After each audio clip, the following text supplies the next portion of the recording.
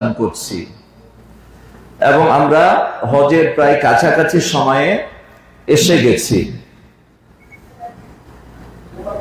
তো যেহেতু আমাদের মূল পর্ব সামনে রয়েছে, তাই তাকে কেন্দ্র করেই আজকের সংক্ষিপ্ত আলোচনা।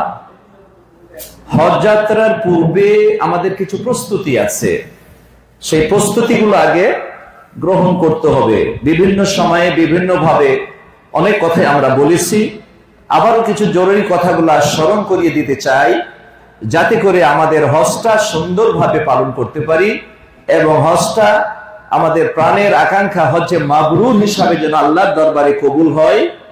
এই কারণে বারবার জানা কথাগুলো যেন ভুলে না যায়, তাই আপনাদেরকে মাঝে মাঝে বলে বলে আমরা স্মরণ করে দিব।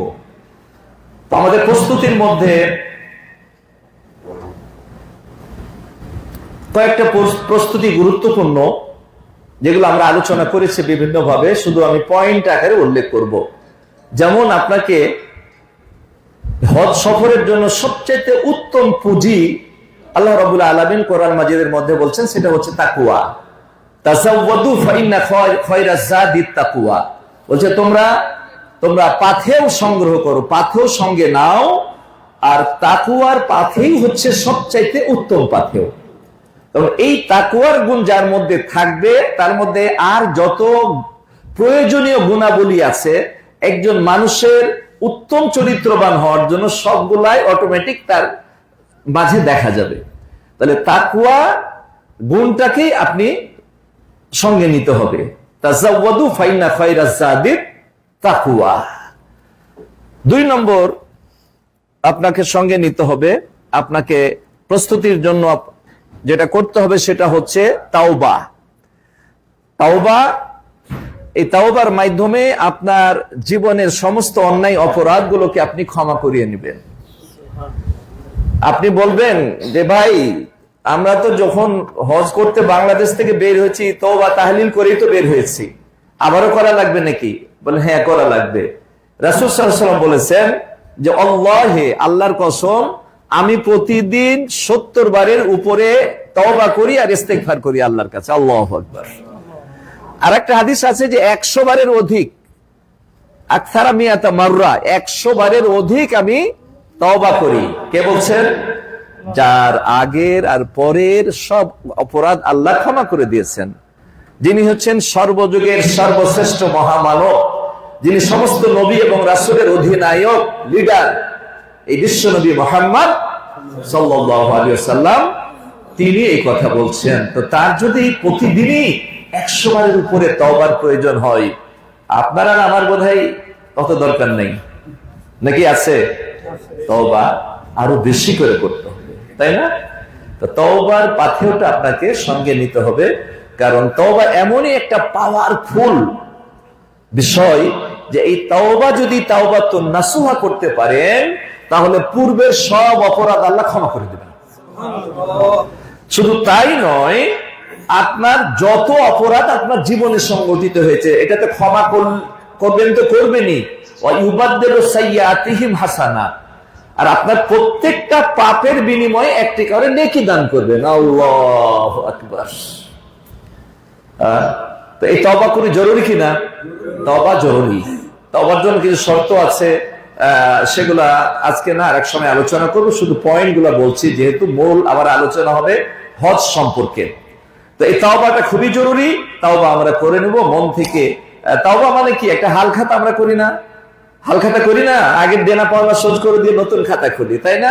তাওবাটা হচ্ছে আগের সব গুনাহকে একবারে বিদায় করে দিয়ে, পরিষ্কার করে দিয়ে নতুন নেকি করার একটা ক্ষেত্র তৈরি করা।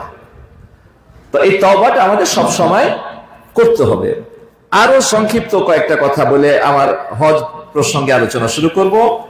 যেমন ধরেন হজে মাবরুর, আপনারা তো জানেন যে হজে মাবরুর না হলে এই হজের যে উপকারিতা, হজের যে ফজিলত আমরা পাবো না। জীবনের সমস্ত গুনাহ মাফ, জান্নাতের গ্যারেন্টি, জাহান্নাম থেকে মুক্তির গ্যারেন্টি, দোয়া কবুলের গ্যারেন্টি, রুজি বৃদ্ধির গ্যারেন্টি, এগুলো কখন? যখন আবার হজটা হজে মাবরুর হবে। আর হজে মাবরুরের সবচেয়ে বড় লক্ষণ হচ্ছে কি? আইয়াউদাল হাজ্জ বিহালিন আফদালা মিম্মা কানা আলাইহি, পূর্বে যে অবস্থায় ছিল তার চাইতে তাকে ভালো হতে হবে। পূর্বে যে অবস্থায় ছিল তার চাইতে তাকে ভালো হতে হবে। হজের পুরো টাইমে তার দ্বারা কোনো রকমের গুনাহ সংগঠিত হওয়া যাবে না। শুধু ভালো কাজে আধিক্য থাকতে হবে, বেশি ভালো ভালো কাজ করতে হবে। সম্মানিত উপস্থিতি, এগুলো হচ্ছে হজ্জে মাবরুরের লক্ষণ। তো আল্লাহ রাব্বুল আলামিন এই যে আমার পঠিত আয়াতের মধ্যে এই কথাটি বলছেন যে হজের মাস হচ্ছে কয়েকটা, তার মধ্যে হচ্ছে শাওয়াল, জিলকদ, জিলহজের 10 তারিখ পর্যন্ত হচ্ছে হজের এই 2 মাস 10 দিন মূল সময়।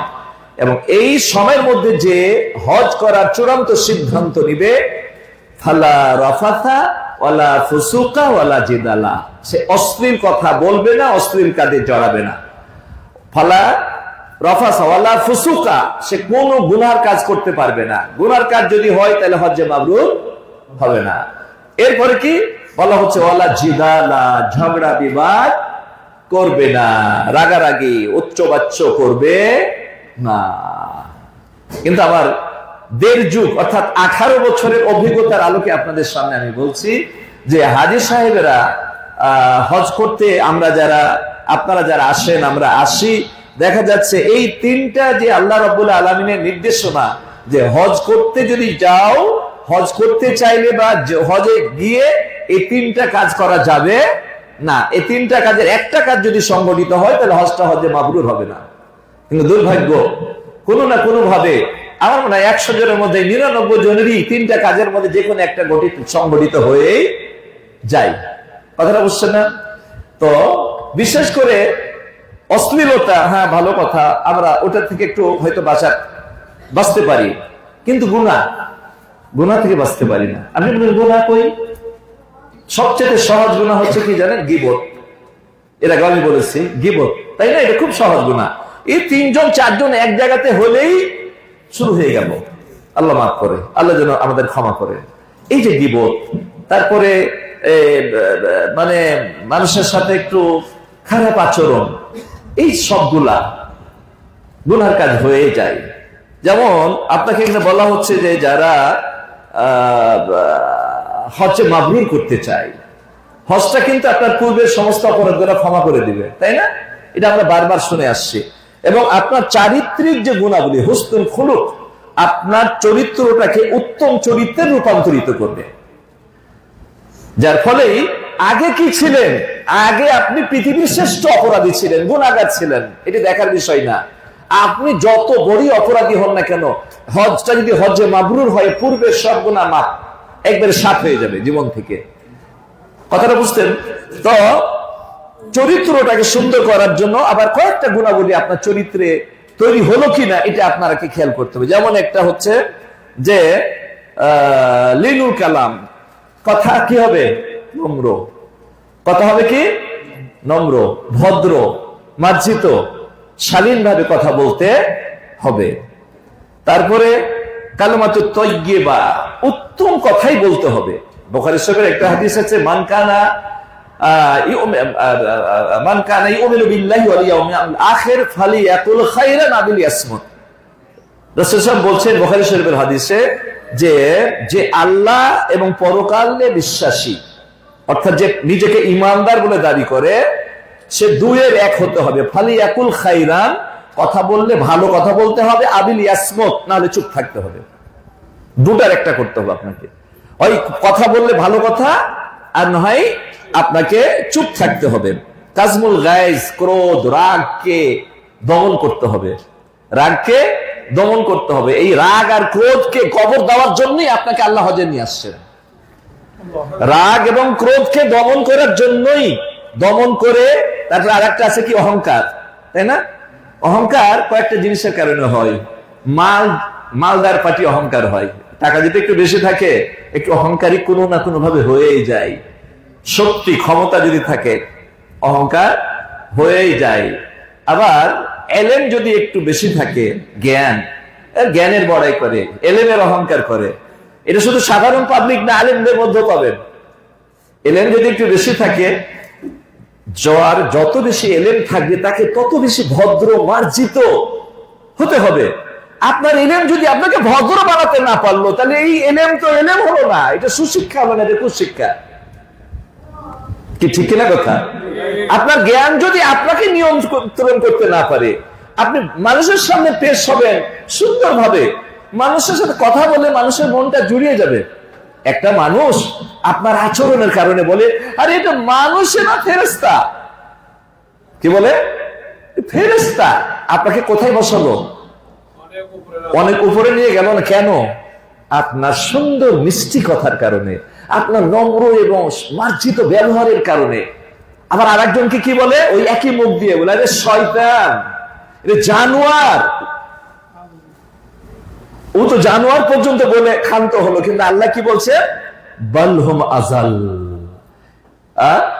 আলাকাদ জারানা কাসীরাম মিনান নাসি লাহুম কুলুবুন লা ইয়াফকাহুনা বিহা ওয়া লাহুম আযানুন লা ইয়াসমাউনা বিহা ওয়া লাহুম আ'য়ুনুন লা ইউবসিরুনা বিহা উলাইকা কাল আনআম বাল আযাল।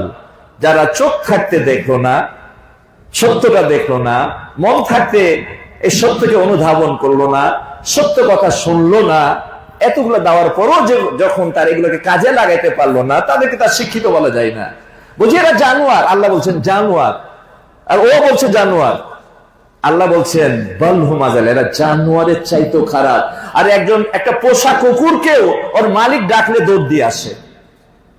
আপনি বাড়িতে যান, একটা ছাগল পালেন না, কেউ বাড়িতে ঢুকছে আর কোনো সারা শব্দ নেই, আপনি যখনই বাড়িতে ঢুকেছেন, ছাগলের ভাষাতে আপনাকে দেখে খুশি প্রকাশ করবে, মেয়ে করে চিৎকার দিয়ে উঠবে। আপনার বিড়ালটাকে আপনি ভালোবেসেছেন, আপনি বাড়িতে যান, মনে করবে আমার প্রভু এসে গেছে, আপনার শরীরের সাথে গা ঘেঁষায় হাঁটবে, আপনাকে ভালোবাসা প্রদান করবে। আল্লাহু আকবার। তো পশু পাখিরাও ভালোবাসা বুঝে, আর মানুষ বুঝে না। তাই তো বলা হয় যে এরা হচ্ছে মানে পশুর চাইতে, একই মুখ দিয়ে বলছে, একজনকে ফেরেশতার চাইতে উপরে উঠাই দিল, আর একজনকে শয়তানের চাইতে নিচে নামাই দিল। কিসের কারণে? আচরণ, মুখের কথা, ভাষাটা। কথা বুঝছেন তো? আমরা এই রাগ এবং অহংকারকে কবর দেওয়ার জন্যই আল্লাহ আপনাকে আল্লাহর ঘরে হজ করার জন্য নিয়ে আসছেন। এই হজ করার পরও যদি রাগ কম না কমে, হজ করার পরও যদি আপনার মধ্যে অহংকার থেকে যায়, আপনার হজটা বিফলে চলে গেল, হজ্জে মাবরুর হবে না। এরপর বলা হচ্ছে কি? আল ইহসান ইলান নাস, মানুষের সাথে সুন্দর আচরণ করতে হবে, ব্যবহারটাই। আর আল্লাহ বলছেন ইন্নাল্লাহা ইউহিব্বুল মুহসিনিন, যারা একজন মানুষ আরেকজন মানুষের সাথে সুন্দর আচরণ করে, এদেরকে আল্লাহ অনেক ভালোবাসেন। আল্লাহর ভালোবাসা পেতে চাইলে অন্যের সাথে ভালো আচরণ করতে হবে, আল্লাহর ভালোবাসা পেতে চাইলে অন্যকেও ভালো বাঁচতে হবে। বলছে আহিবাল্লিন নাসে মা তুহিব্বু লিনাফসিকা তাকুন মুমিন, তুমি নিজের জন্য যেটা পছন্দ করো, অন্যের জন্য সেটাই পছন্দ করবে, তাকুন মুমিন, তাহলে তুমি মুমিন হতে পারবে। কত সুন্দর কথা না? তো এগুলা আমাদের আসলে আফসোস লাগে যে আমরা দিনদার কিন্তু দিন বুঝি না, আমরা দিনদার কিন্তু দিন বুঝি না। আমরা মুমিন বলে দাবি করি, কিন্তু মুমিন, আমরা মুসলিম, ইসলামটা আমরা বুঝি না, যার ফলে যেখানে যা করা দরকার, আমাদের সুন্দর আচরণ করার দরকার, আমরা পেশ করতে পারি না। তাহলে আমরা হজ করতে যাব, তার আগে আমরা নিজেদেরকে তৈরি করে নিব, অসাফে আনহুম, এবং মানুষকে ক্ষমা করে দেওয়ার প্রবণতা আপনার মাঝে থাকতে হবে। ক্ষমা, আমরা তো ক্ষমা করতে জানি না, এক থাপ্পড় দিলে 2 থাপ্পড় লাগাই, কেউ শালা বললে তাকে আরো ডবল গালি দিই, তাই না? কিন্তু আল্লাহ রাব্বুল আলামিন কি বলছেন? এবং যারা হজ্জে মাবরুর করতে চায়, যার হজটা যেন মাবরুর হয়, তাকে অবশ্যই ক্ষমার দৃষ্টান্ত পেশ করতে হবে। আর আপনি যদি ক্ষমার দৃষ্টান্ত পেশ করতে পারেন, আল্লাহ রাব্বুল আলামিন বলেন ফাআজরুহু আলাল্লাহ ফামান আফা ওয়া আসলাহা, যে ব্যক্তি ক্ষমা করে দিতে জানে আর সমঝোতা করে না, একটা ঝামেলা হয়েছে, ক্ষমা করে দিলাম, এবং একটা সমঝোতা করে নিল, বলছে এর বিনিময় আল্লাহ দিবেন। আর আল্লাহর বিনিময় কি? আপনাকে 5 বস্তা চাউল দিবে নাকি? এই যে আল্লাহ বিনিময় মানে আল্লাহ আপনাকে জান্নাত দিবেন, পরকালের সুসম্পদ মানে জান্নাত পাওয়া, পরকালের সফলতা মানে জান্নাতে পৌঁছে যাওয়া। আল্লাহু আকবার। তো আল্লাহর বদলা মানে জান্নাত আপনাকে দান করবে। সুবহানাল্লাহ। তাহলে কি আমরা মানুষকে ক্ষমা করতে শিখবো নাকি না? সবচেয়ে যে বেশি ক্ষতি করে আপনার আমার হজ করতে এসে ক্রোধ, রাগ, আর এই মুখটা বেশি ক্ষতি করে। উচ্চবাচ্য কথাবার্তায়, উচ্চবাচ্য, সামান্য কারণে একটু ঠেকালে নাই, চোখে দেখো না হজ করতে আসো, এই হজ বুদ্ধি আছে নাকি কিছু না, নাকি নাই? কত রকমের সামান্য কারণে লিফটে উঠা নিয়ে, খাবার লাইনে দাঁড়িয়ে গেঞ্জাম, তাই না? অনেক জায়গাতে মানে আমাদের মনে হয় যে আসলে ধনী মানুষেরা হজ করতে আসে, আর ধনী মানুষের মাথা একটু গরম থাকে, তাই না?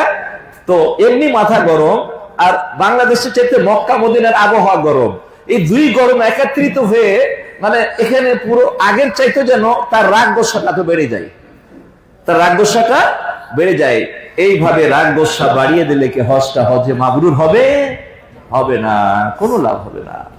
আপনার ওই 5 লাখ 7 লাখ 10 লাখ টাকা আর 1.5 মাস আপনি পানিতে ফেলে দিলেন, কোনো লাভ হবে না। তাই যা করেছি আমরা, সামনে আমাদের মূল পর্ব, এর আগে আবার নিজেকে একটু প্রস্তুত করে নিই, একটু তৈরি করে নিই। কাউকে যদি হজ করতে এসে কষ্ট দিয়ে থাকে, একটু গিয়ে হাতটা ধরে, ভাই বুঝতে পারিনি, একটু শয়তান তো মক্কা মদিনা কি শয়তান থাকে? মক্কা মদিনায় শয়তান থাকে? মক্কা মদিনায় শয়তান আরো শক্তি দিয়ে তাকে কাজ করতে হয়, কারণ বাড়ি ঘর সব ছেড়ে আসছে আল্লাহর সাথে সুসম্পর্ক করার জন্য, আর নিজের জীবনের সমস্ত অন্যায়গুলা ক্ষমা করিয়ে নেওয়ার জন্য। তো একটা হাদিস আছে, সানাদের কিছুটা দুর্বলতা আছে, তারপর আমি বলছি। আরাফার ময়দানে যখন আল্লাহ রাব্বুল আলামিন তার বান্দাদেরকে, আমরা তো হাদিস জানি যে আরাফার ময়দানে সবচেয়ে বেশি জাহান্নাম থেকে মুক্তি দিয়ে দেন আল্লাহ, এবং আরাফার ময়দানে আপনি আল্লাহর কাছে যা চাইবেন আল্লাহ কবুল করে নেবেন, আপনার সব অপরাধ গুলাকে একেবারে মিটিয়ে দিবেন। তো শয়তান চিৎকার করে কান্না করে আর বলে, যা সর্বনাশ, আমি একটা মানুষকে 50 বছর ধরে পাপ করাচ্ছি, ওকে সাথে নিয়ে জাহান্নামে যাব, আর আরাফার ময়দানে আল্লাহর ক্ষমা আর রহমতে তার জীবনের সব অপরাধ ক্ষমা হয়ে গেল, আমার 50 বছরের শ্রম বৃথা। বুঝা গেছে কথা? শয়তান এটা আফসোস করে। তো এই আরাফার ময়দান আপনার জন্য সামনে আমাদের রয়েছে, এই পর্বে আমরা যাব। তার আগে আমরা নিজেকে কি করি? তৈরি করে নি, একটু শুধরে নি, তাই না? যে গুণাগুলি কথাগুলো বললাম, এটা কি শুধু শোনার জন্য বললাম না? আপনার আর আমার মাঝে এগুলো তৈরি করতে হবে। একটা কথা আবার বলি, যে এই মুখটাতে বেশি ক্ষতি করে, মুখটাতে বেশি ক্ষতি করে। ওলা জিদাল বলা হয়েছে, ঝগড়া করো না। ঝগড়া কি নরম কথা দিয়ে হয়? নরম কথা দিয়ে, মিষ্টি মিষ্টি কথা বললে কি ঝগড়া হয়? মিষ্টি মিষ্টি কথা দিয়ে ঝগড়া হয় না। ঝগড়া উচ্চবাচ্য, জোরে কথা বলা, এই মুখটার অপব্যবহারের মাধ্যমে কিন্তু ঝগড়া হয়। তাহলে ঝগড়ার সাথে এই মুখের অপব্যবহার জড়িত, আর এই মুখের অপব্যবহারের কারণে আপনার নামাজ, রোজা, হজ, যাকাত সব বৃথা চলে যাবে। আপনার পথ একটাই জাহান্নাম, আপনার পথ একটাই জাহান্নাম। আপনি যতই তাহাজ্জুদ করেন, আপনি কয়েকবার হজ করেছেন, কয়েকবার ওমরা করেছেন, মুখটাকে যদি আপনি কন্ট্রোল না করতে পারেন, আপনার জন্য জাহান্নাম। এই জাহান্নাম থেকে বাঁচার কোনো পথ নাই যদি আল্লাহ মেহেরবানি করে ক্ষমা না করেন। একটা ছোট্ট 2-3টা হাদিস বলে এই পর্ব শেষ করে মূল পর্বে ঢুকবো। রাসূল সাল্লাল্লাহু আলাইহি ওয়াসাল্লামকে প্রশ্ন করা হচ্ছে, আন্না ফুলানা, ইয়া রাসূলুল্লাহ, অমুক ব্যক্তি তুজকারু বিকাসরাতি সালাতিহা ওয়া যাকাতিহা ওয়া সিয়ামিহা, সে অনেক নামাজ পড়ে, বেশি বেশি নামাজ পড়ে, দান সদকা বেশি বেশি করে, সিয়াম বেশি বেশি পাঠ করে। নামাজ বেশি বেশি পড়ে মানে কি? ফরজ পড়েতে পড়ে, সুন্নাত পড়ে, নফলও পড়ে, তাহাজ্জুদও ছাড়ে না। এরপরে বেশি সিয়াম মানে রমজানের সিয়াম পালন করে ক্ষান্ত হয় না, যত নফল সিয়াম সব পালন করে। আইয়ামে বীজ, সোমবার, বৃহস্পতিবার, যত রকমের সিয়াম আছে সব, আরাফার সিয়াম যত রকমের আছে। এরপরে ভালো ভালো কাজ করে, কত ভালো কাজ করে। গয়রা আন্নাহা তুজি জিরানাহা বিলিসানিহা, কিন্তু আফসোস একটা, তার স্বভাব খারাপ। কি? তার ভাষাটা কর্কশ, ভাষাটা কর্কশ। আমরা কি কর্কশ ভাষী হতে চাই না? যদি কেউ হয়ে থাকি, এই হাদিসটা একটু ভালো করে শুনেন। তার এই জিহ্বা দিয়ে তার প্রতিবেশীকে কষ্ট দেয়, মানে কর্কশ ভাষা ব্যবহার করে, তার ভাষার মধ্যে কোনো নিষ্ঠতা নাই। প্রিয় রাসূল বললেন, হিয়া ফিন্নার, সে জাহান্নামী, জাহান্নামী, জাহান্নামী। তো কাসরাতে সিয়াম, রোজার আধিক্য তাকে জাহান্নাম থেকে বাঁচাতে পারলো না, সালাতের আধিক্য তাকে জাহান্নাম থেকে বাঁচাতে পারলো না। তাহলে আপনি চিন্তা করতে পারছেন এই জবানটাকে হেফাজত করা কত গুরুত্বপূর্ণ। এর সাথে আপনার জান্নাতের সম্পর্ক না হয় জাহান্নামের সম্পর্ক। এটাকে যদি নিয়ন্ত্রণ করতে পারেন, আপনার জন্য জান্নাত অপেক্ষা করবে। আর এই জবানটাকে যদি আপনি নিয়ন্ত্রণ করতে না পারেন, হজের মতো ইবাদতও যদি আপনাকে তৈরি করতে না পারে, আপনার ব্যবহারটাকে সুন্দর করতে না পারে, তাহলে এবার বাকি অংশ শুনেন। রাসূলকে বলল, ইয়া রাসূলুল্লাহ, আর একজন মহিলার কথা, অমুক মহিলা, সে অল্প সালাত আদায় করে, অল্প দান করে, আর অল্প সিয়াম পালন করে। অল্প সিয়াম পালন করা মানে ফরজটা পর্যন্ত, আর নফল টফল করে না। ফরজ থেকে অল্প করে না, কমাই না। ফরজ সালাত পড়ে শুধু, আর সুন্নাত নফল কিছুই পড়ে না, খালি ফরজটা পড়ে। একজন মানুষ যদি ফরজটা ঠিক মতো আদায় করতে পারে, সে জান্নাতে যাবে, সে জান্নাতে যাবে।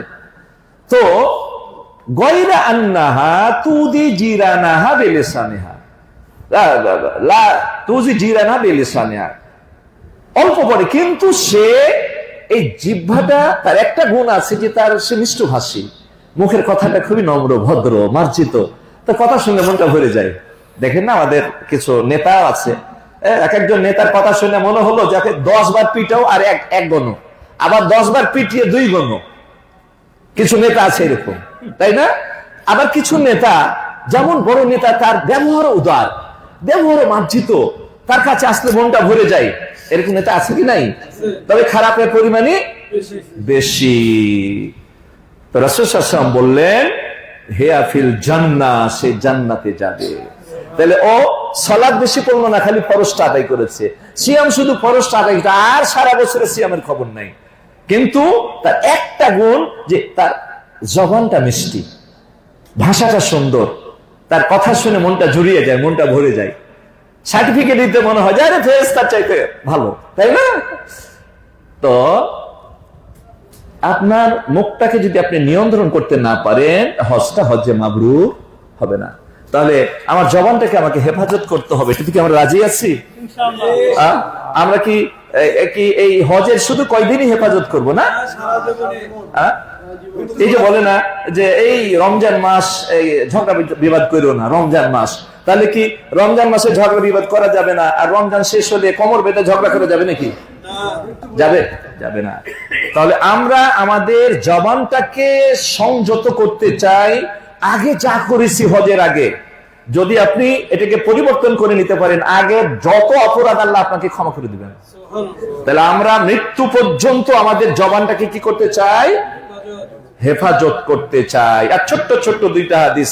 রাসূল সাল্লাল্লাহু আলাইহি ওয়াসাল্লামকে প্রশ্ন করা হলো, মান নাজাত, নাজাত কিসে মিলবে? 3টা কথা বললেন। তার প্রথম কথা হলো, আমসিক আলাইকা লিসানা, তুমি তোমার জিহ্বাকে কন্ট্রোল করো। আরেকটা হাদিস, রাসূল সাল্লাল্লাহু আলাইহি ওয়াসাল্লামকে একজন সাহাবী, আবু যার গেফারি সম্ভবত, তিনি বলছেন, ইয়া রাসূল, এমন কিছু আমলের কথা বলেন যে আমল দিয়ে আমি জাহান্নাম থেকে মুক্তি পেয়ে জান্নাতে চলে যাব। রাসূল সাল্লাল্লাহু আলাইহি ওয়াসাল্লাম এই কথা শুনে তিনি বললেন, সাআলতা আন আমরিন আযীমিন, তুমি তো একটা বড় রকমের প্রশ্ন করছো।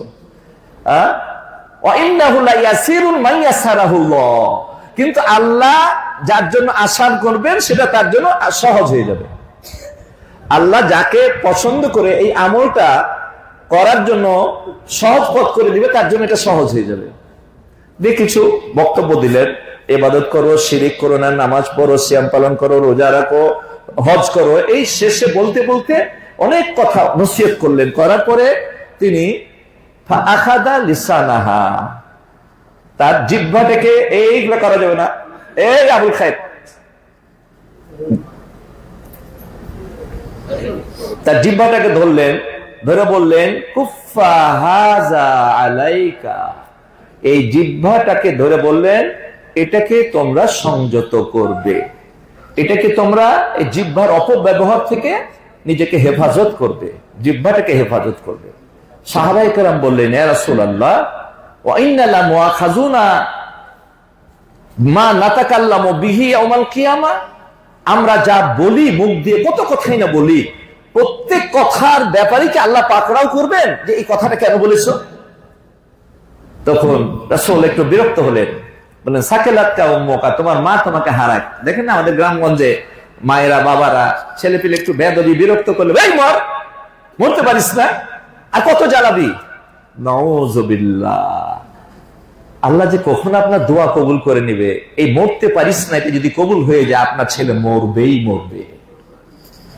এই কথা বলা যাবে? কোন বাবা মা বলতে পারে ছেলেকে মরতে পারিস না? এটা বলা যাবে না। তো রাসূল বলছেন সাকেলাতকা উম্মুকা, তোমার মা তোমাকে হারাক। এটা একটা বিরক্ত সূচক শব্দ, সৌদি আরবে ব্যবহার হয়, রাসূল ব্যবহার করেছেন অনেক জায়গাতে। তারপরে বললেন যে লা ইয়াকুব্বুন নাসা আলা মানাখিরিহিম ইল্লা হাসাইদু আলসিনাতিহিম। আমার সাহাবীরা তোমরা শুনে রাখো, লক্ষ লক্ষ কোটি কোটি আমার উম্মতকে কাল কিয়ামতের কোটে তার জিহ্বার অপরাধের কারণে জাহান্নামে নিক্ষেপ করে দেওয়া হবে। এই জিহ্বার অপরাধী তাদেরকে জাহান্নামে নিক্ষেপ করবে। এখন বলেন এই জিহ্বাটাকে সংযত করা দরকার নাকি দরকার না? রাগকে বিদায় করতে হবে না হবে না? বিদায় করতে। অহংকার বিদায় করতে হবে। যদি এই রাগ আর অহংকার আর মুখটাকে নিয়ন্ত্রণ করতে পারে, তাহলে আপনার হজটা হজে মাবরুর হবে ইনশাআল্লাহ। আমরা কি চাই না আমাদের হজটা হজে মাবরুর করতে? ইনশাআল্লাহ, আলহামদুলিল্লাহ। সম্মানিত উপস্থিতি, আসেন এবার তাহলে আপনাকে দেখেন না, ফাইনাল খেলা হলে 11-11 ফুটবল খেলার জন্য প্রস্তুত, বাঁশি বাজবে, খেলা শুরু করে দেবে, তাই না? তা আমাদের ফাইনাল খেলা অর্থাৎ হজের এই পর্বটা একেবারে কাছাকাছি। আমরা তওবার মাধ্যমে, মানুষের সাথে সুন্দর আচরণের মাধ্যমে, তারপরে ধৈর্য এবং সবুর, আমাদের ধৈর্যের অভাব, তাই না? ওই রাগ আর ধৈর্য এটা বিপরীত শব্দ আর কি।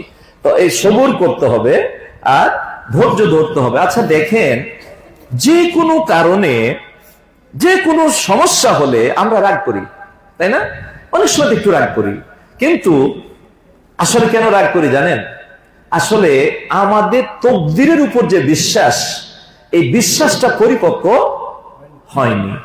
রাসূল সাল্লাল্লাহু আলাইহি ওয়াসাল্লাম আরেকটা হাদিসে বলছেন, খুব গুরুত্বপূর্ণ একটা হাদিস, বলছে গোটা পৃথিবীর মানুষ যদি তোমার ক্ষতি করতে চায়, ক্ষতি করতে পারবে না, ওইটুকুনি পারবে ইল্লা মা কাদ্দারাল্লাহু লাক, আল্লাহ যতটুকু লিখে রেখেছেন। আর গোটা জাতি মিলে যদি আপনার কল্যাণ করতে চাই, উপকার করতে চাই, অতটুকুনি করতে পারবে আল্লাহ যা লিখে রেখেছেন। একজন মানুষ, একজন সন্তান যখন মায়ের পেটে 4 মাসের আসে, 3-40 মানে 4 মাস, তখনই কিন্তু বাচ্চাটা নড়াচড়া শুরু করে। 4 মাস হবেই আর নড়াচড়া করে। কেন করে জানেন? 4 মাস হয়ে গেলেই আল্লাহ একটা ফেরেশতা পাঠান প্রত্যেক মায়ের জন্য, প্রত্যেক সন্তানের জন্য। 4 মাস যেমনই পূর্ণ হবে, এক মুহূর্ত দেরি না, একজন ফেরেশতা এসে হাজির। বলবেন কই এসান ভাই, কোন ফেরেশতা তো দেখলাম না কোনোদিন, আমার তো 3-4টা বাচ্চা হয়ে গেছে, ফেরেশতা তো পেলাম না। না, আপনি বুঝবেন না, কিন্তু আল্লাহ ফেরেশতা পাঠিয়ে দেন 4টা জিনিস কনফার্ম করার জন্য। একটা হলো যে আজালুহা, আপনি কতদিন বাঁচবেন, আমালুহা, আপনি কি কাজ করবেন, কি কি দুনিয়াতে আমল করবেন, রিজকুহা বা রিজকুহু, তার রুজি, সে কি খাবে, আপনার জন্ম থেকে নিয়ে মৃত্যু পর্যন্ত, ধরেন 80 বছর বাঁচলেন, কোন সময়তে, কোন দিনে, কোন ওয়াক্তে, কোন বেলাতে কি খাবে, এটা কনফার্ম। আর সাঈদুন আও সাকিয়ুন, সে ভালো হবে না খারাপ হবে, এটাও 4টা কনফার্ম। তাহলে এটা যদি কনফার্ম হয়ে থাকে, তাহলে ধরেন আজকে 1 ঘন্টা দেরি করে খাবার আসছে, গাড়ি ঘোড়ার কারণে 1 ঘন্টা দেরি। আমরা প্রথম দিন তো, আপনারা তো পাইছেন সুন্দর আলহামদুলিল্লাহ, আমরা 11টার পরেও খাবার আসেনি প্রথম দিন, যেটা সবচেয়ে গুরুত্বপূর্ণ। যে গাড়িতে খাবার নিয়ে আসবে, গাড়ি অ্যাক্সিডেন্ট করছে, অ্যাক্সিডেন্ট করলে খাবার সহ পুলিশ গাড়িটাকে আটকিয়েছে, পুলিশের গাড়িটাকে আটকার পরে ওই মীমাংসা করে গাড়ি ছাড়তে ছাড়তে রাত্রে 11টা পার হয়ে গেছে, ঠিক আছে?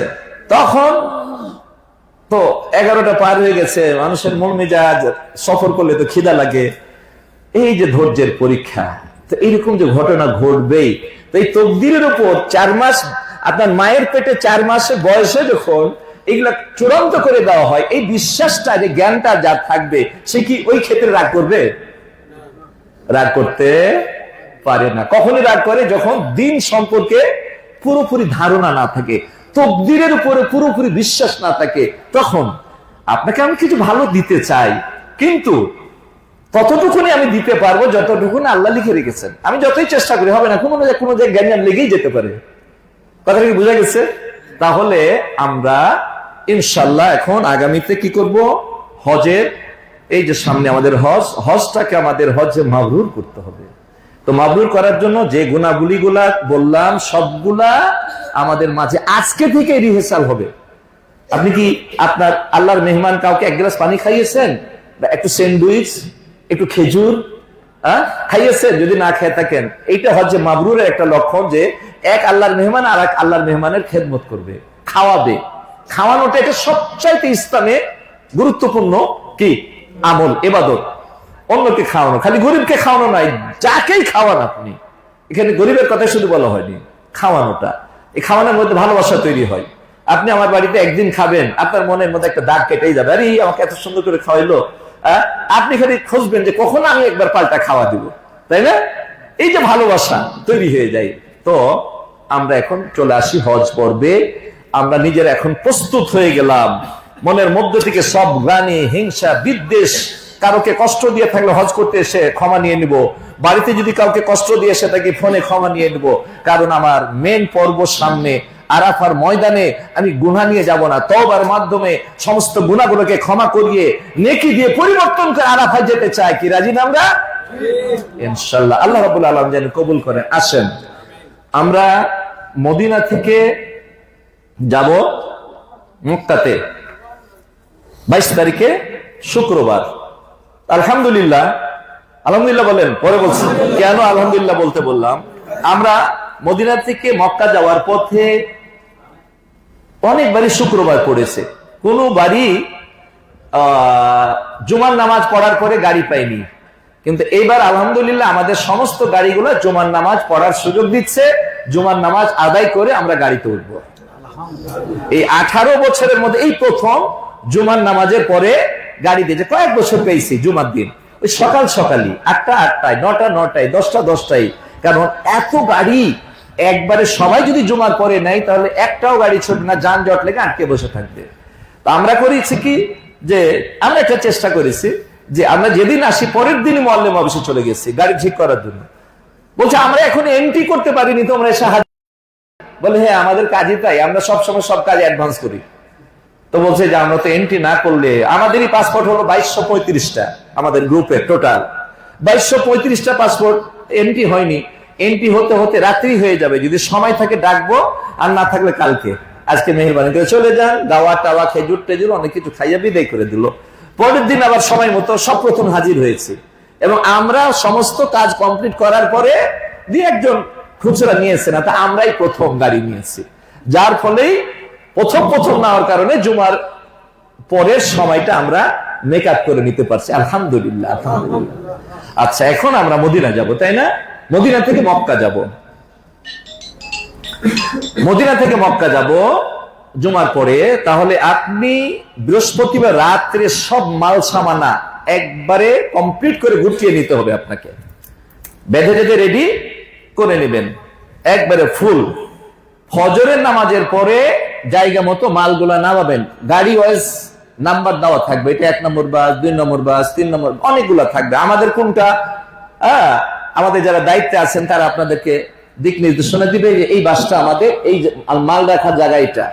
ফজরের পরই আপনারা মালটা সুন্দর করে নিচে নামায়া রেখে দেবেন। খুব গুরুত্বপূর্ণ কথা, খেয়াল করে শুনেন। এরপরে আপনি জুমার সালাতের জন্য চলে গেলেন, সব রেডি করে যেতে হবে, কিন্তু কোনো কিছু বাকি রেখে যাওয়া যাবে না। কারণ গাড়ি আসবে কয়টায় জানেন? 12টার আগে গাড়ি চলে আসবে, ছাড়বে 3টায় বা 2:30টায়, বা আমরা উঠে গেলে আগে ছেড়ে দিবে, কিন্তু গাড়ি আসবে আগে। আপনি মাল এসে দেখতে পাবেন না গাড়িতে উঠে গেছে। তা আপনারা সবাই নামাজ পড়বেন, যারা দায়িত্বশীল 2-1 আছেন তারা আপনার মাল দেখবে, যোগাবে। আলহামদুলিল্লাহ, হাজিদের মাল চুরি সাধারণত হয় না, তো সময় মতো গাড়িতে মাল উঠে যাবে। এবার আপনি জুমার সালাত আদায় করে এসে কাজ হলো একটাই, খাওয়া। খাওয়া দাওয়া কমপ্লিট করে নিয়েই আর কোনো কাজ নাই, হ্যান্ড লাগেজটা নিয়ে আপনি গাড়িতে বসবেন। আপনার গাড়িতে যখন সবাই কতজন, 48 জন, গণবে 48 জন, হ্যাঁ ওকে 48। পাসপোর্ট আমাদেরকে অলরেডি দিয়ে দিচ্ছে। আগে পাসপোর্টের সাথে আগে কোনো সম্পর্ক থাকতো না, এখন অফিসগুলো আমাদেরকে সব দিয়ে দিচ্ছে। আমাদের কাছে পাসপোর্ট অলরেডি, সমস্ত গাড়ির পাসপোর্ট আমাদের কাছে, গত পরশুদিন নিয়ে আসছি মল্লিম অফিস থেকে। পাসপোর্ট গুলো আমরা দিয়ে দেবো, সময় মতো আপনার গাড়ি ছেড়ে চলে যাবে। এখন মদিনার 6-9 কিলোমিটার দূরত্বে জুলহুলাইফা মিকাত। একটা প্রশ্ন ছিল মিকাত সংক্রান্ত না, এখন এই প্রশ্নের উত্তরটা এসে যাবে। এখন মিকাত মানে কি? এহরাম বাঁধার জায়গা। মিকাত মানে নির্দিষ্ট জায়গা যেখানে এহরাম বাঁধে, নিয়াত করে মনে মনে আর মুখে লাব্বাইক ওমরাতান, ওমরা করে বা হজের নিয়াত যেটাই হোক তখন সেভাবে করে, এটা হলো জায়গা। তো এখন আপনি হজ করতে আসছেন, আপনি কি করবেন? আপনি এহরাম বাঁধবেন, এহরাম বাঁধলে ওমরা করতে হবে, তাই না? কিন্তু আমি বলবো এখন আমরা যেদিন যাব, অর্থাৎ শুক্রবার 22 তারিখ, 22 তারিখের মধ্যে 20,000, 20 লাখ হোক, 25 লাখ হোক, যত হাজি সব মক্কাতে। এই 5 তারিখে সব শেষ ফ্লাইট চলে যাবে মক্কা, অর্থাৎ 23 তারিখে ফুল মক্কা। তো 7 চক্কর দিতে আপনার হয়তো প্রথমে আধা ঘন্টা হয়ে গেছে, এখন কমপক্ষে 2.5 ঘন্টা, 2 ঘন্টা, 2.5 ঘন্টা, 3 ঘন্টা লাগবে। এত কঠিন একটা অবস্থা। তো এই ওমরাটা আমার মনে হয় যারা বিশেষ করে বয়স্ক, মহিলা এবং অসুস্থ, এদের করাটা ঠিক হবে না। কারণ এটা করতে গিয়ে মূল হজটা আপনি ক্ষতিগ্রস্ত হয়ে যেতে পারেন। এটা অনেকে শুনে না আবেগে করে, এটা কিন্তু আবেগের বিষয় নয়, আবেগের কাজ নয়। আপনারা করবেন না। হ্যাঁ, যারা হয়তো একটু এনার্জেটিক, বয়স কম, আমার মুশফিক ভাইয়ের মতো শক্তি, সব স্বাবলম্বী, শক্তির সামর্থ্য আছে, সে যদি মনে করে আমি ওমরাটা করবো, আর একটা সুযোগ পাচ্ছি করবো, করতে পারে। কিন্তু যারা একটু নিজেকে পুরোপুরি ফিট মনে করবেন না, তারা এই ওমরাটা করার কোনো প্রয়োজন নাই। কারণ আমার মূল ফরজ কাজটা বাকি থেকে গেছে, আমাকে অসুস্থ হওয়া যাবে না। তো একটা খুব গুরুত্বপূর্ণ ফোন আসছে, একটু কথা বলি। আসসালামু আলাইকুম। আসসালামু আলাইকুম। জি, ফোন দিয়েছিলাম, ওই যে কার্ডটা পাঠিয়েছিলাম, তো ও তো সন্ধ্যা হলে চলে যাবে, একটু যদি কষ্ট করে কথা বলেন ওয়াদ্দার সাথে। ওয়াদ্দা ওই যে বললেন না যে একামাটা আর মোবাইল নাম্বারটা একটু দিয়ে একটু চেক করার জন্য বললেন। ও মোহাম্মদ নাসিরও হয়ে গেছে?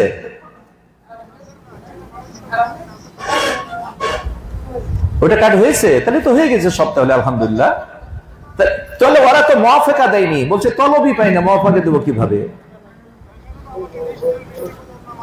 আচ্ছা একটু পাঠান তাহলে। আমার 3টা দিয়েছিলাম, 3টাই ওকে না? আপনি সবগুলা পাঠান, তাহলে আমি দেখলে বুঝবো ইনশাল্লাহ। এখন ওমরা তাহলে যারা করবেন না করবেন, যারা 2-4 জন স্বাবলম্বী তারা করবেন, আলাদা হিসাব, কিন্তু আমার পরামর্শ না করারই। আচ্ছা, এটা গেল। এখন কি করবেন?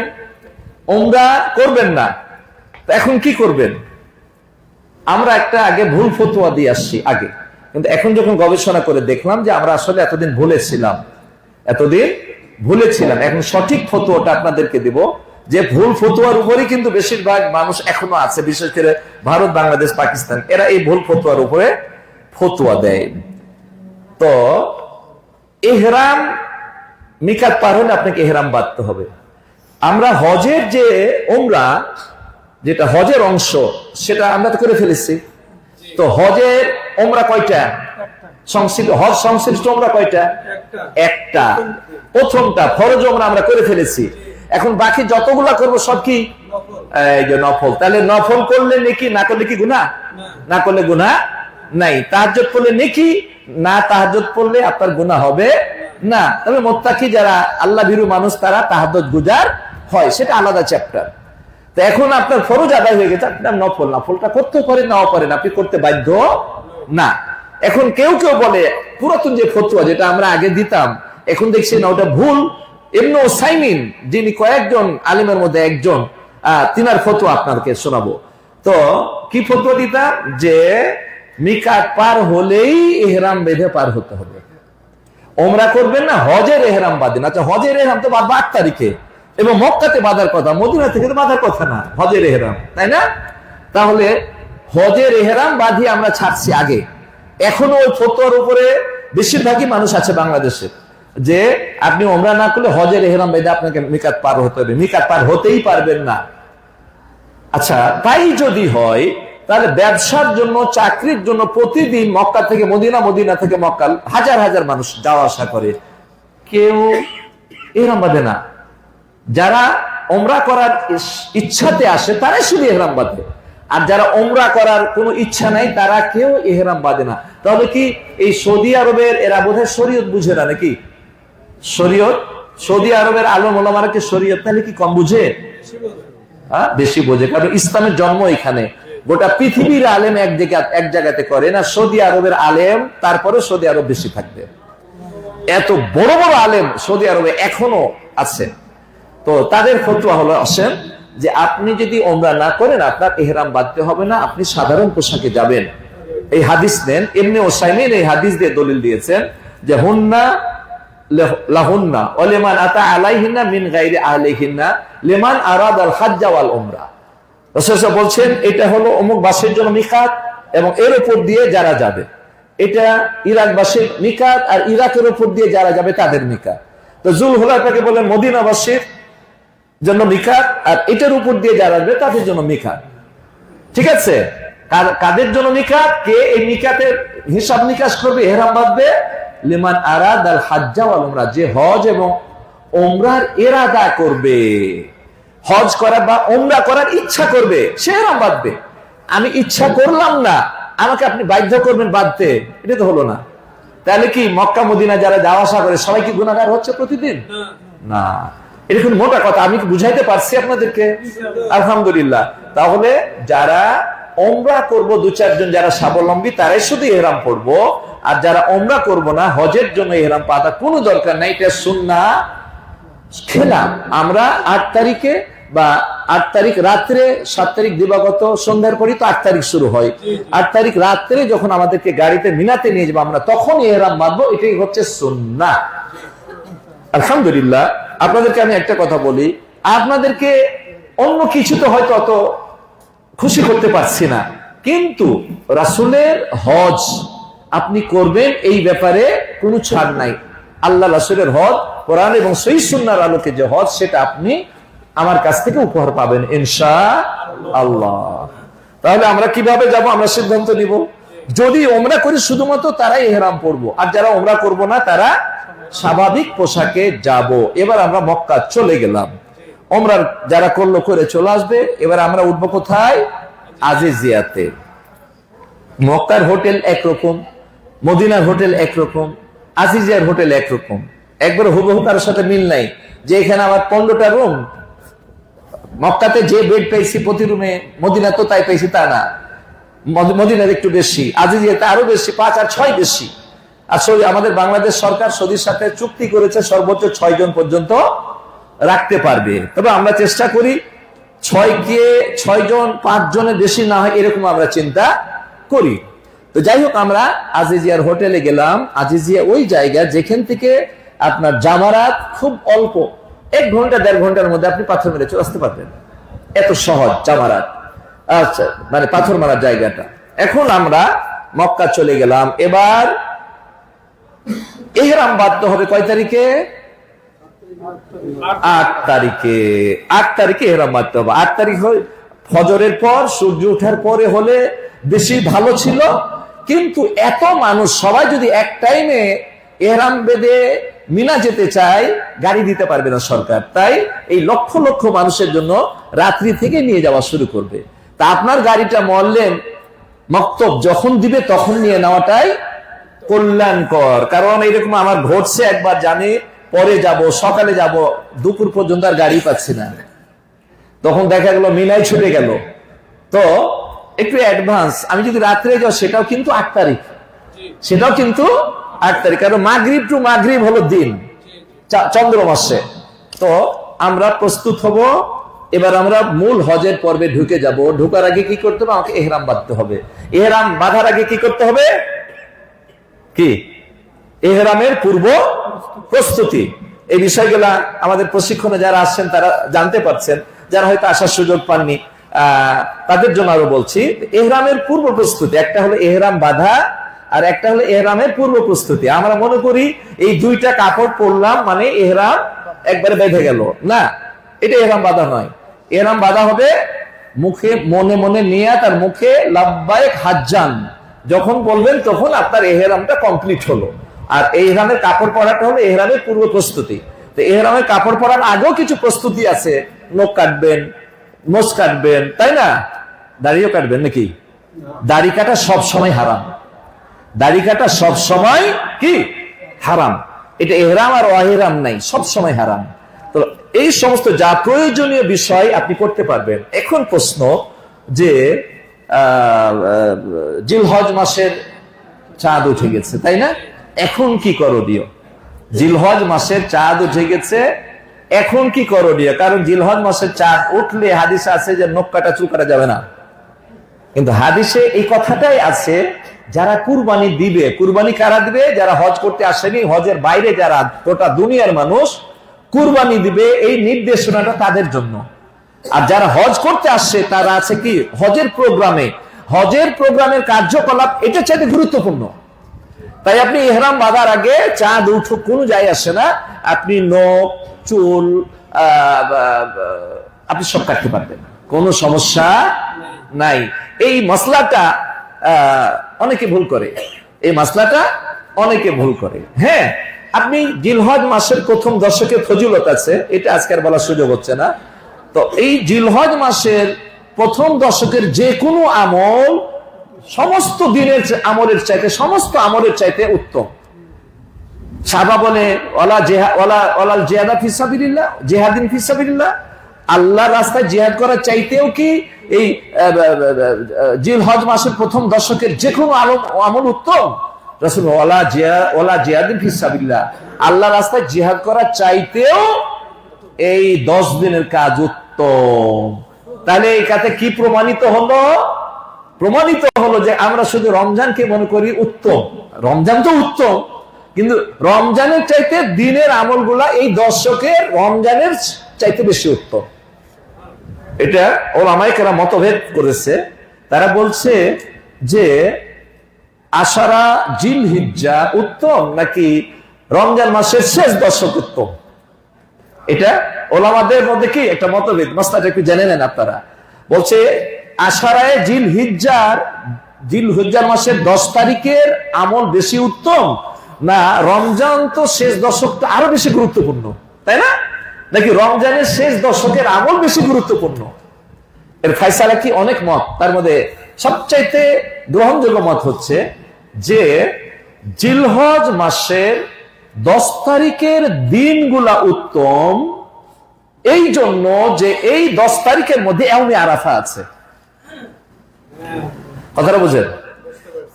আর রমজান মাসের শেষ দশকের রাত্রিগুলা উত্তম এই জিলহজের রাত্রির চাইতে। কেন? সেখানে লাইলাতুল কদর আছে। আল্লাহু আকবার। কথা ক্লিয়ার বোঝা গেছে? তাহলে আমরা শুধু রমজানে দান করি, রমজানে সিয়াম রাখি, রমজানে তেলাওয়াত করি, আরে ওর চাইতে তো জিলহজ মাসের প্রথম 10 দিনের আমল আল্লাহর কাছে বেশি উত্তম রমজানের চাইতেও। এই মাসে কিছু দান করা দরকার নাকি দরকার না? করবো কিছু দান, দান আর হোক না কম কিছু করবো তো আল্লাহর ঘরে এসে দান করবো না?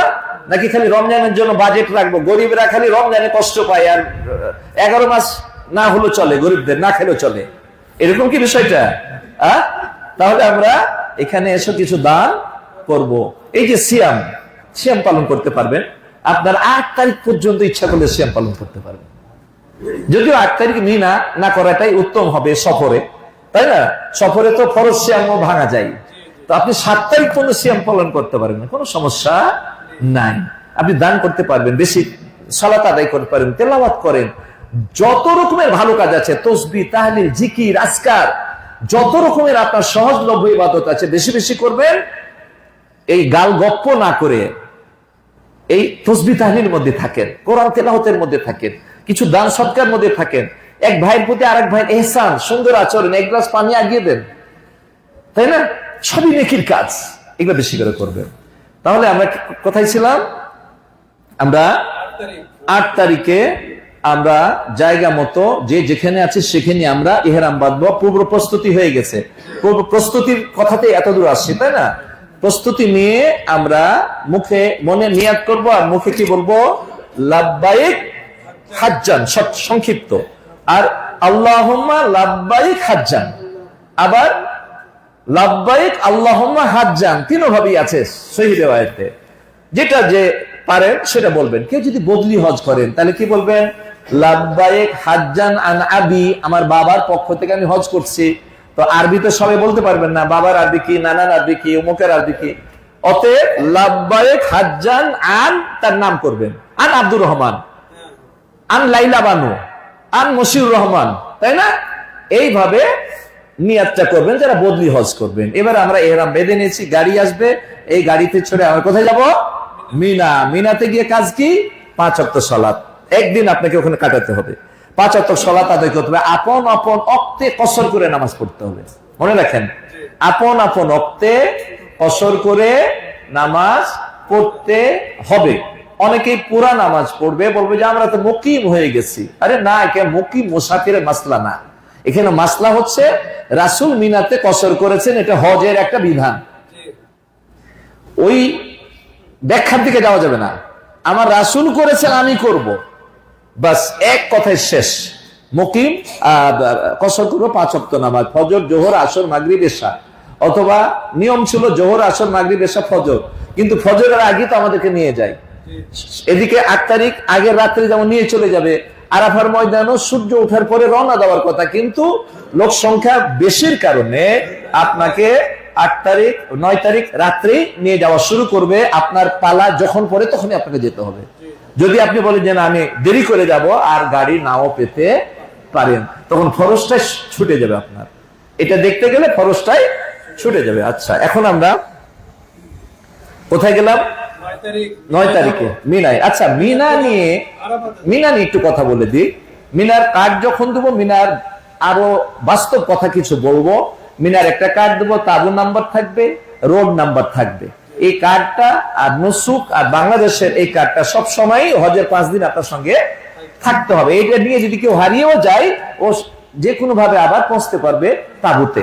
কিন্তু এইটা অনেকে করে কি, এটা রেখে বের হয়ে যায়, বের হয়ে তাবুটা দেখার জন্য বের হয়, স্বাভাবিকভাবে সব কাঠকুট রেখে বাড়িতে তাবুর মধ্যে রেখে বের হয়ে গেল, একটু বেড়াবে, মিনাটা দেখবে। এখন লক্ষ লক্ষ তাবু সবই দেখতে একরকম, এখনো রোড নাম্বার আর পিলার নাম্বার তার মুখস্থ হয়নি। এখন 3 ঘন্টা ঘুরছে, তপ শুরু করে দিয়েছে ওখানে, ওখানে কাবা ঘর নাই কিন্তু তপ শুরু হয়ে গেছে। কেন? তার ভুলের কারণে। ওই তাবুর নাম্বারটা আর রোড নাম্বারটা এটা মুখস্থ করে নিতে হবে। কথাটা বোঝা গেছে? আমি মিনার একটা মানচিত্র আপনাদেরকে আজিজিয়াতে দেব, যে মিনার লম্বালম্বি ভাবে 2টা মেইন রোড আর আড়াআড়ি ভাবে 3টা রোড, এই 3টা আর 2টা 5টা রোডের হিসাব যদি আপনি মাথায় রাখতে পারেন, তাহলে আপনাকে হারিয়ে রাখতে চাইলেও কেউ হারিয়ে রাখতে পারবেন, আপনি জায়গা মতো চলে আসতে পারবেন। আলহামদুলিল্লাহ, আমাদের হাজি হারাই না, আলহামদুলিল্লাহ। অনেকের হাজি মানে এত বেশি হারাই, অনেক কষ্ট পাই। তো এই মিনাতে যাওয়ার সময়তে কেউ মিনাতে গিয়েই কাপড় চোপড় রেখে অজু করতে গেলেও আপনার কিন্তু গলায় থাকতে হবে, না হলে আপনি অজু করে গিয়ে আপনার তাবু খুঁজে পাবেন না। প্রথম দিকে এরকম ঘটনা ঘটে, কারণ একবারে নতুন। প্রথম দিকে আমরাও ঘন্টার ঘন্টা হারিয়ে থাকছি। এই মুআল্লিমগিরি এখন তো আল্লাহ একটা মালিক বানাইছে, এক সময় তো আমরাও তো গ্রুপ লিডার থেকেই তো উপরে উঠছি, তাই না? তো আমরাও হজ করতে গিয়ে হারিয়ে বসে থাকছি, এটা কিন্তু বলিনি কাউকে, কারণ লজ্জার ব্যাপার। আর মুআল্লিম যদি হারিয়ে যায় তাহলে আমরা তো হারাবই, তাই না? বিষয়টা এরকম দেখাই না? তো যখনই তাবুতে যাবেন, তাবুত থেকে বের হওয়ার সময় 2-4 মিলে বের হবেন। তাবুর চৌহদ্দিটা আগে দেখবেন, পূর্ব কি, পশ্চিমে কি, ডানে কি, বামে কি। তাবুর একটা নকশা মাথার মধ্যে নিয়ে নেবেন যে এইটা হলো আমার তাবু। আর নাম্বার তো থাকবেই, রোড নাম্বার আর পিলার নাম্বারটা যদি মুখস্থ রাখেন আর হারানোর কোনো সুযোগ নাই। এবার আমরা মিনা ত্যাগ করে রাত্রে চলে এলাম কোথায়? আরাফায়। আরাফাতে যখনই যাই, আরাফার ফজিলত কিন্তু বাদ জোহর, আরাফার ফজিলত কিন্তু আগে না, ওর একটা টাইম আছে, বাদ জোহর শুরু হবে। রাসূল সাল্লাল্লাহু আলাইহি ওয়াসাল্লাম মসজিদে নামেরা এই জায়গাতে অবস্থান করলেন, তখন তো এরকম মসজিদ ছিল না, এই কোন রকম একটা জায়গা ছিল উপত্যকা, সেখানে অবস্থান করলেন। সূর্য যখন ঢলে গেল, প্রথমে একটা খুতবা দিলেন, যেটা খুতবা বিদায় হজের খুতবা বলি, এই খুতবাটা দিলেন।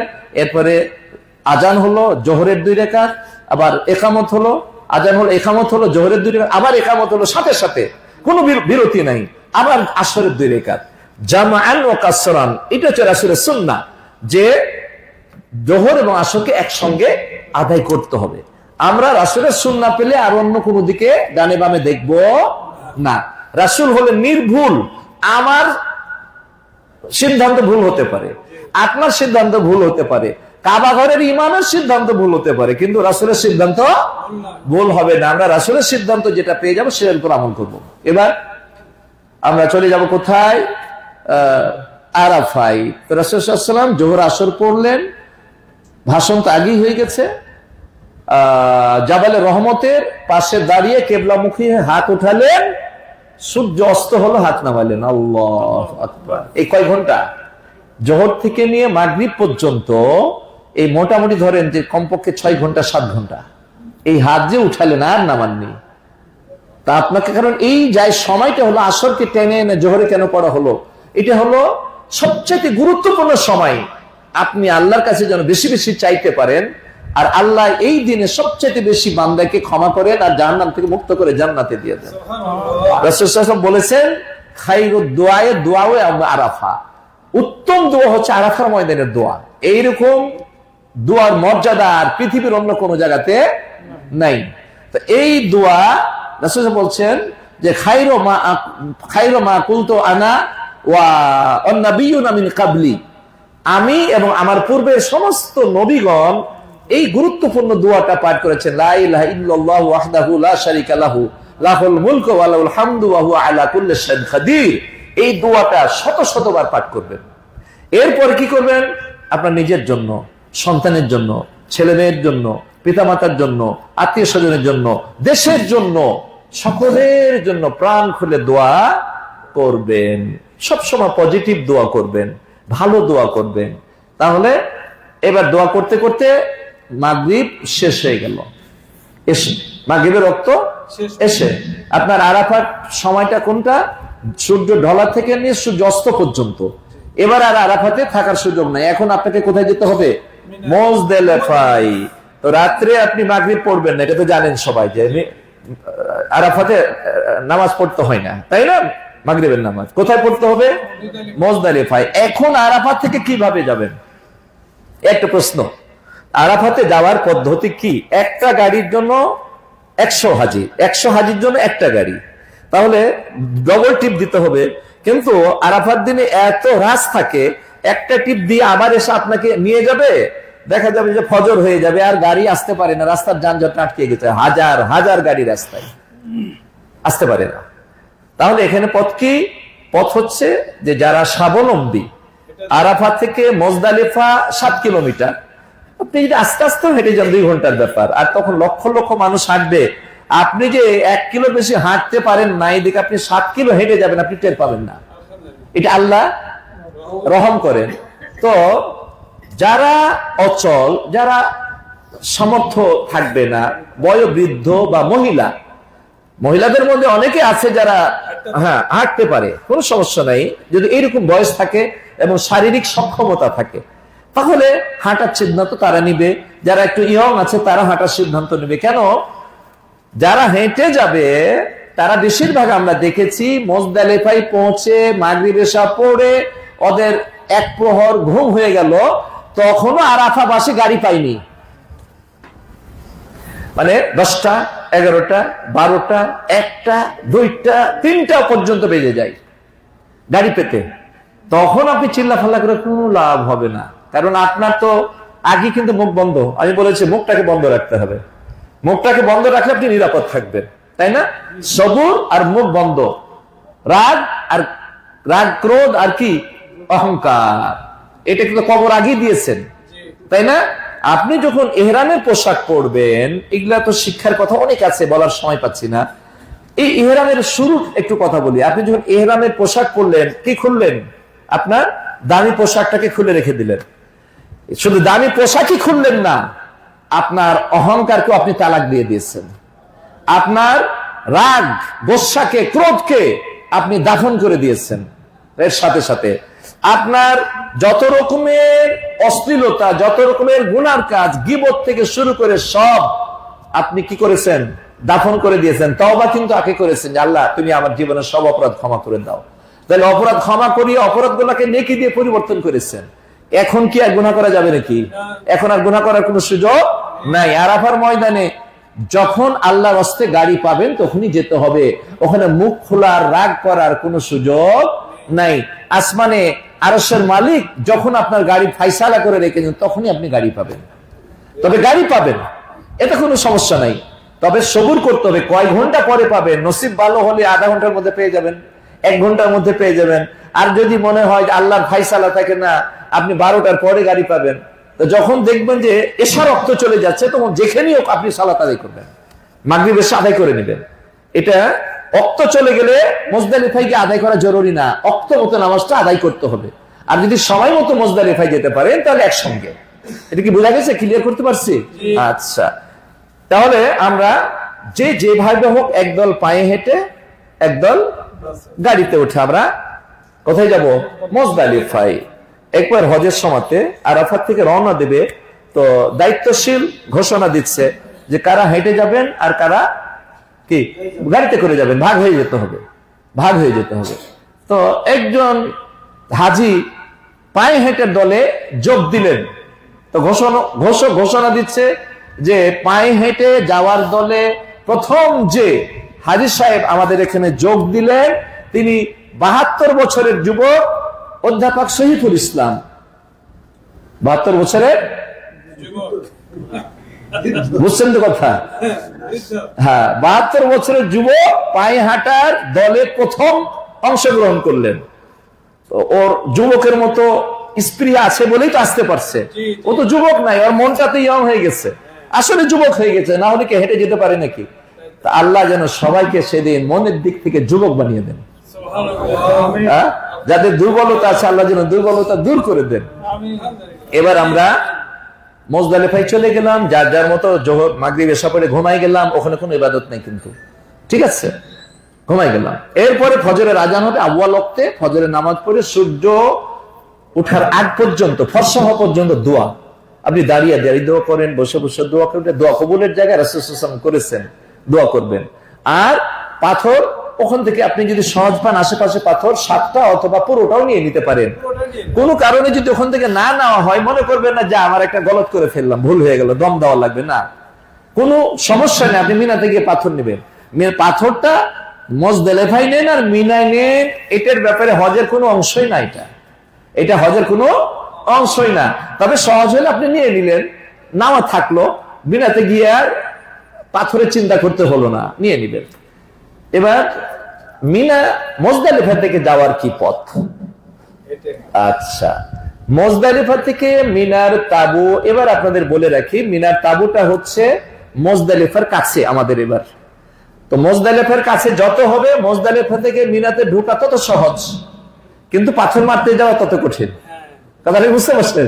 আপনাকে সব ভেঙে বলছি আমি, যেহেতু এই বছর খুবই জটিলতা গেছে। যেমন প্লেনের টিকিট সরকার ভেঙে ভেঙে দিয়েছে, পাটে পাটে দিয়েছে, আমাদের ইচ্ছা মতো এবার টিকিট দেয়নি আমাদেরকে। এর একটা জুলুম হয়েছে আমাদের উপর। অনুরূপ ভাবে মিনার তাবুটা এরকম 4 জায়গা 5 জায়গাতে পড়ছে অনেকের। এটা একটা জুলুম না? ধরেন আমার হাজি যদি 3 জায়গায় থাকে, এটা আমার জন্য জুলুম না? আর হাজিরা তো আমার কাছ থেকে তেমন কিছু পাবে না, কারণ আমি তো মিনাতে 3 জায়গায় দৌড়াইতে পারবো না। দৌড়াইতে পারবো, যাদের কাছে থাকবো তারা খুশি, আর যাদের কাছে যেতে পারবো না তাদের কষ্ট না হলে মনের দিক থেকে অতিরিক্ত, যে আমরা এর সামনে কিন্তু দেখতেই পেলাম না তাবুতে, তাই না? তো আমরা কর্তৃপক্ষকে বলছি যে আমাদেরকে 2235 জনের তাবু এক জায়গাতে দিবেন। একটু যদি দূরেও হয় কোনো সমস্যা নেই, কিন্তু আমরা ভেঙে নেব না। আলহামদুলিল্লাহ একটু দূরে হয়েছে, কিন্তু 2235 জন আমরা এক জায়গাতে থাকবো। ঠিক আছে? তো মুজদালিফা থেকে মিনার তাবু আমাদের একেবারে কাছে। মুজদালিফার শেষ প্রান্তে যদি আপনি অবস্থান করতে পারেন বা গাড়িতে আপনাকে নিয়ে আসতে পারে, তাহলে দেখবেন যে 10 মিনিট আপনি তাবুতে পৌঁছে গেছেন, এত কাছাকাছি। ঠিক আছে? তো আমরা যখন মুজদালিফা থেকে যাব, আমরা এখানে দুইটা ভাগ হতে পারে। একটা ভাগ যারা বয়োবৃদ্ধ বা মানে একটু রেস্টের দরকার আছে, অসুস্থ মহিলা প্রথমে তাবুতে পৌঁছলেন, এটা একটা পথ। দুটো আমি বলছি। প্রথমে তাবুতে পৌঁছে একটু রেস্ট নিলেন, ফ্রেশ হলেন, একটু নাস্তা করলেন। আর 10 তারিখ, তখন কিন্তু 10 তারিখ হয়ে গেছে, তাই না? 10 তারিখের কাজ হলো 5টা। তো 10 তারিখে যে পাথর মারার কাজ দিয়ে আপনি স্টার্ট করবেন, আপনার ইচ্ছা মতো আপনি যেতে পারবেন না। মোয়াল্লেমের পক্ষ থেকে আমাদেরকে টাইম দিবে যে আপনার এই হাজি এতটার সময় আপনারা যাবেন। হ্যাঁ, একবারে টাইম। আর মোয়াল্লেম লোক দিবে, এই লোকে আমাদেরকে একবারে পাথর মারতে নিয়ে যাবে, আবার নিয়ে আসবে। তো আমরা এখানে থেকে গেলাম, মিনাতে উঠলাম, উঠে আমাদেরকে টাইম যখন দিবে তখন আমরা পাথর মারলাম। পাথর মারতে গিয়ে আবার দুইটা অংশ হবেন আপনারা। একটা যারা স্বাবলম্বী তারা তপসাই করতে চলে যাবেন। ঠিক আছে? পাথর মারার পরে কি করবেন? কুরবানি। তো কুরবানি তো খালাস, তাই না? সরকারের এতে চলে গেছে প্যাকেজে, ওই চিন্তাটা আপনার নাই। তাহলে 3 নম্বর কাজ কি? মাথার চুল কাটা। তো মাথার চুল কেটে নিলেন। পাথর মেরে যদি আপনি আমাদের হোটেলে আসতে চান, আসার সুযোগ আছে। হোটেলে এসে যার যার রুমে আসতেন, সুন্দর মতো ফ্রেশ হয়ে গোসল করলেন, ইহরামের কাপড় খুললে প্রথম হালাল হয়ে গেলেন। এই প্রথম হালালে ইহরাম বাদলে ওমরার সমাজে যত কিছু নিষিদ্ধ ছিল এখানেও কিন্তু নিষিদ্ধ। ওটা আমরা রিপিট করলাম না, কারণ এটা একাধিকবার আপনারা শুনেছেন। চুল কাটা, নখ কাটা, পুরুষের মুখ ঢাকা, মাথা ঢাকা, সুগন্ধি ব্যবহার করা, মহিলাদের হাত মোজা পরা, তাই না? তারপরে মানুষ না থাকলে নেকাব না পড়া, মানুষ চলে আসতে আবার পর্দা করা, এগুলা যে বিধিবিধান গুলো আছে ওমরার সমাজে যা সব এখানে আসবে। ইহরাম বাদলে ওটা চালু হয়ে গেল আবার। ঠিক আছে? তাহলে প্রথম যখন হালাল হলেন, প্রথম 2টা কাজ করে 3য় কাজে আপনি হালাল হয়ে গেলেন। চুল কেটে স্বাভাবিক পোশাক পরে নিলেন, এটা প্রথম হালাল। এই হালাল হলে সব নিষিদ্ধ কাজ জায়েজ হয়ে গেল, শুধু একটা। ওটা কি জানেন তো? স্বামী স্ত্রীর সান্নিধ্যে যাওয়া। এইটা শুধু বাদ দিয়ে সব হালাল হয়ে গেল। এরপর আপনি তপসাই করলেন, আপনি পূর্ণ হালাল হলেন, সব আপনার জন্য জায়েজ। এখন আপনার হজের কাজটা পরিপূর্ণ হয়ে গেল, এখন শুধু থাকবে বিদায় তপটা। আচ্ছা, তাহলে আমি মুজদালিফা থেকে আসার এক দলের কথা বললাম যে তাবুতে ঢুকবে, কিন্তু একদল তাবুতে ঢুকবে না। কেউ যদি মনে করে আমরা সরাসরি পাথর মারতে যাব, এরকম একদল থাকবে। ঠিক আছে? বা মুজদালিফা থেকে আসার সময় যদি কেউ রাস্তা ভুল করে দেয়, এমন রাস্তা আছে যে ওই রাস্তাতে চলে গেলে আপনি তাবুতে আসতে পারবেন না, আপনাকে পাথর মারতে যেতেই হবে, সব রাস্তা বন্ধ, ব্লক হয়ে যায়। তো এই একদলে যদি আপনি থাকেন বা আপনি পড়ে যান, ইচ্ছাই হোক অনিচ্ছাই হোক, তাহলে আপনাকে সরাসরি পাথর মারতে যেতে হবে। তো পাথর মারতে যখন আপনি গেলেন, পাথর মেরে আপনি তপসাই করে একবারে পূর্ণ হালাল হয়ে আপনি আবার মিনার তাবুতে আসবেন। এটা একদল। আর যারা আগের দলে, এখানে একটা কথা ছুটে গেছে, আগের দলে হচ্ছে কি, যারা পাথর মারলেন এখন কি করবেন? সাই তপ আছে, আবার এই সাই তপটা, এই 2টা কাজ বিলম্বিত করা যায়। যেমন কুরবানি বিলম্বিত করা যায়, একবারে 13 তারিখ পর্যন্ত বিলম্বিত, আইয়ামে তাশরিক পর্যন্ত, 5 দিন আইয়ামে তাশরিক। তো এই তপ সাইটা প্রথম মানে 10 তারিখে, এই 10 তারিখের সাইটা হচ্ছে আপনার খুবই কষ্ট হ্রাস। তো যেহেতু এটা বিলম্বিত করা যায়, তো আপনি যদি নিজেকে ফিট মনে না করেন, তাহলে আপনি পাথর মেরে আবার কোথায় চলে আসবেন? তাবুতে চলে আসবেন। এই তপ সাইটে থেকে গেল। কখন করবেন? এটা নিয়ম হচ্ছে 10 তারিখে করা হলো প্রথম উত্তম। যারা স্বাবলম্বী তারা করবে। দেখেন এই অপশনটা কেন দিয়েছে? আপনার আমার ভালোর জন্য। যারা নিজেকে ফিট মনে করবেন না, 13 তারিখ পর্যন্ত করা হলো দ্বিতীয় উত্তম। আর জিলহজ মাসের মধ্যে করাটা হচ্ছে তৃতীয় উত্তম। জিলহজ পর্যন্ত সময়। কথাটা বোঝা গেছে? তাহলে যেখানে ছাড় আছে সেখানে নিজেকে খাতরার মধ্যে ফেলাটা ঠিক না। আমরা সব সময়তেই কি করি? 12 তারিখে যখন মিনা থেকে সব কাজ শেষ করে যাব, তখন আমরা কি করি? তপ এবং সাইটা করি। তখন আপনি হোটেল থেকে গাড়িও পাবেন। হোটেল থেকে একটা ট্যাক্সি নিয়ে চলে গেলেন, ওই সময়তে একটু খরচ করলেন, তাই না? কারণ না হলে পায়ে হেঁটে যেতে হবে। তবে ট্যাক্সিতে যাওয়া একটা বিপদ আছে, যে ওই সময়তে এত যানজট থাকে, বিশেষ করে 10 তারিখ 11 তারিখ খুব বেশি যানজট থাকে, ট্যাক্সির মধ্যে আপনি 2 ঘন্টা বসে থাকতে হয়, এরকম ঘটনা ঘটে। তো তারপরও 12 তারিখ 13 তারিখে যদি আপনি হারামে গিয়ে তফসাই করেন, তখন ট্যাক্সি অত যানজট হবে না। তাহলে আপনি কি বুঝতে পারছেন যে তফসাইটা বিলম্বিত করা যায়? যারা মনে চাইবে করবেন, বিলম্বিত করবেন। যারা মনে চাইবে যে আমরা স্বাবলম্বী শক্তি আছে, এনার্জি আছে, আমরা তফসাই করবেন। তাহলে 10 তারিখ আমরা এসে গেছি। তাহলে 10 তারিখে প্রথম কাজ পাথর মারা। কয়টা?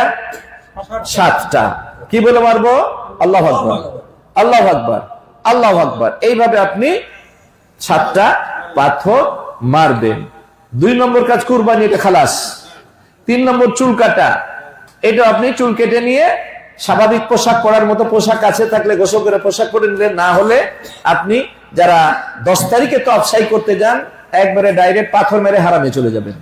আর একদল তো আর এক দল যাবে, 2 দলের কথা বলেছি। তাহলে 10 তারিখের কাজ শেষ হয়ে গেল। আপনাকে 10 তারিখ দিবাগত রাত্রে অবশ্যই মিনাতে থাকতে হবে, না হলে দম দেওয়া লাগবে। মিনায় অবস্থান করা, কেউ কেউ বলছেন এটা সুন্নাহ, কিন্তু কেবারুল উলামা, সৌদি আরবের সমস্ত উলামারা একমত যে এটা ওয়াজিব। যার ফলেই আমরা সব সময়তে মিনাতে থাকি। আর যারা সুন্নাহ বলে থাকেন, আরে সুন্নাহ মানে তো পালন করতে হবে। রাসূলের সুন্নাহ মানে কি বর্জন করা? না। মান রাগিবা আন সুন্নতি ফালাইসা মিন্নি। রাসূল বলছেন, যে আমার সুন্নাতকে পরিহার করবে সে আমার উম্মত থাকতে পারবে না। তাহলে রাসূলের সুন্নাত পালন করব আমরা, আসতে হবে। এবার 11 তারিখ, 10 তারিখে পাথর মারা শুরু হয় সূর্য ওঠার পরে, দুপুর পর্যন্ত, মাগরিব পর্যন্ত কোনো সমস্যা নেই, চলবে। আর 11-12 তারিখের পাথর মারা শুরু হবে সূর্য ঢলার পরে। মুআল্লিমের পক্ষ থেকে সময় দিয়ে দেবে যে আমরা কয়টায় যাব। আচ্ছা, এবার 12 তারিখ, 11 তারিখে 3 সপ্তাহে 21টা মারলাম। 11 তারিখের পাথর যে 3 জামরাতে মারবেন, ছোট জামরাতে 7টা মেরে সামনে ডান দিকে গিয়ে দোয়া করে দাঁড়িয়ে দোয়া করতে দিবেন না, হাঁটতে হাঁটতে যতটুকু পারেন। দ্বিতীয় জামরাতে পাথর মেরে বাম দিকে একটু সরে গিয়ে কিবলামুখী আবার দোয়া। 3 নম্বর জামরাতে পাথর মেরে আর কোনো দোয়া নাই, ফিরে চলে আসবেন। এবার 12 তারিখের কথা চলে আসেন। 11 তারিখ শেষ, রাত্রে থাকলেন, 12 তারিখে পাথর মারবেন। পাথর মারার পরে জামারা থেকে আপনার হোটেল কাছে, ধরেন 1.5 কিলোমিটার, সর্বোচ্চ 1.5 কিলোমিটার হবে। তাহলে আপনি এমন প্রস্তুতি নিয়ে যাবেন মিনাতে, অতিরিক্ত বোঝা নিয়ে যাবেন না। অতিরিক্ত বোঝা নিলে বোঝা নিয়ে পাথর মারতে দিবে না। আপনি কি করবেন? অল্প স্বল্প যতটুকু দরকার ততটুকু বোঝা নিয়ে পাথর মেরে 12 তারিখে হোটেলে পায়ে হেঁটে চলে আসবেন। আপনি বলবেন গাড়ি দিবেন, হ্যাঁ গাড়ি দিব। তো গাড়ি দিব, তাহলে কি করতে হবে? আপনাকে গাড়ি জামারাত থেকে পাথর মেরে গাড়ি পেতে আপনাকে 4.5 কিলোমিটার হাঁটতে হবে। তো 4.5 কিলোমিটার হেঁটে গাড়ি নিয়ে হোটেলে যাওয়া ভালো, না জামারাত থেকে 1.5 কিলোমিটার হেঁটে হোটেলে যাওয়া ভালো? কোনটা লাভ লস কোনটা বুঝতেছেন আপনারা? তাহলে সবাই প্রস্তুতি রাখবেন, জামরাতে পাথর মেরে 12 তারিখে ডাইরেক্ট হোটেল। গাড়ির অপেক্ষা আমরা করব না, কারণ 1.5 কিলোমিটারের জায়গায় আপনাকে 4.5 কিলোমিটার হেঁটে গাড়ি ধরতে হবে। তাহলে তো পাগল হয়ে বুঝে নিজের ভালোটা, তাই নাকি?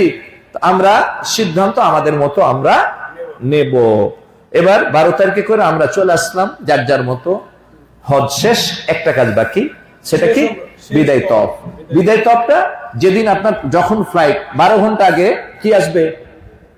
গাড়ি আসবে। তার আরো 12 ঘন্টা আগে বা একদিন আগে আপনি বিদায় তফটা করে নেবেন। আপনার বিদায় তফ করার পরে আর হারামে যাওয়ার চিন্তা রাখবেন না। রাসূল সাল্লাল্লাহু আলাইহি ওয়াসাল্লাম বলেছেন তোমাদের শেষ কাজ যেন বিদায় তওয়াফ হয়। তাই এক